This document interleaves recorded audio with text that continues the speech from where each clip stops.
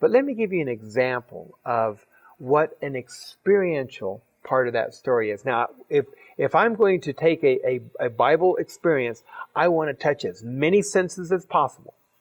Okay, so let's take David and Bathsheba. That's kind of a, oops. Okay. The warm-up for David and Bathsheba would be, as the kids come into that classroom or that small group, what I have here is a mousetrap and a pencil, and here's the contest. As a matter of fact, I think you ought to try it. Oh.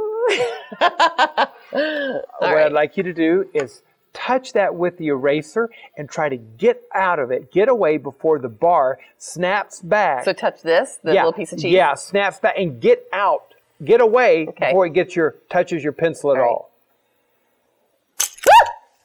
That's scary. It is scary. We have a feeling going on here, don't we? Absolutely. I watched this happen one time, and a little kid was doing. They were all doing this, you know. And what happened to one kid? But snap! He jumped up and he ran out of the room.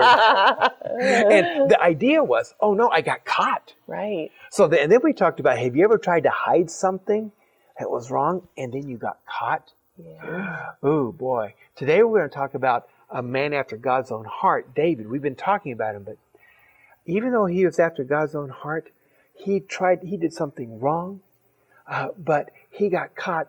And then we'll find out how God even rescued him then. Mm.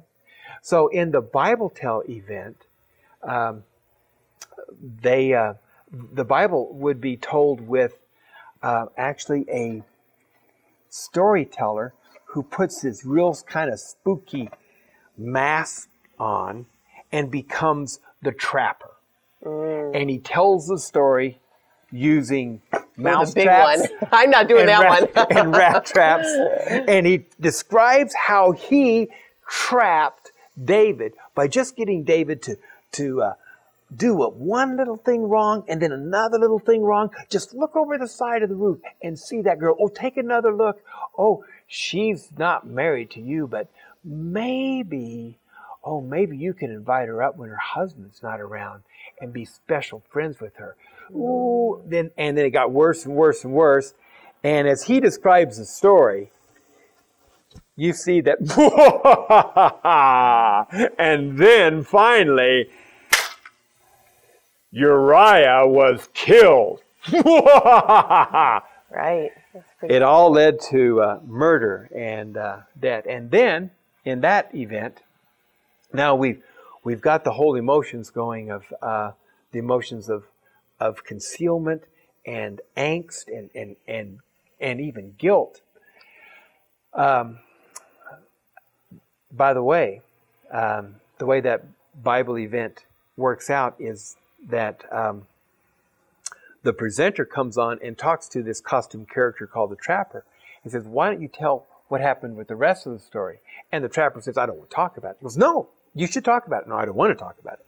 He goes, well, I'll talk about it because you see, even though he was trapped by sin, when the prophet Nathan came to him and confronted him with his sin, he turned to God and repented, and God gave him forgiveness.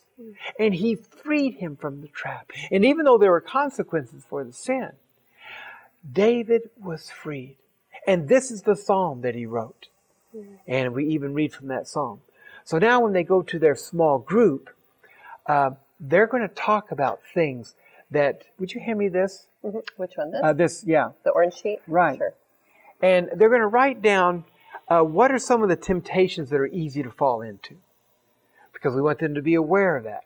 So they're writing those things down. They're going to remember their Bible verse for the day, resist the devil and he will run away from you. They're even going to take a hole punch and punch holes in it because God gives us freedom. And by the way, would you pass the cheddar cheese crackers? There you go. Because we need to have a snack, and the snack would be cheese or cheese crackers because we want to touch every sense as much as possible and talk about how God has freed us, from this trap, even if we do get trapped in sin. But, we want to resist the devil, and we'll learn that he will flee from us. Yeah.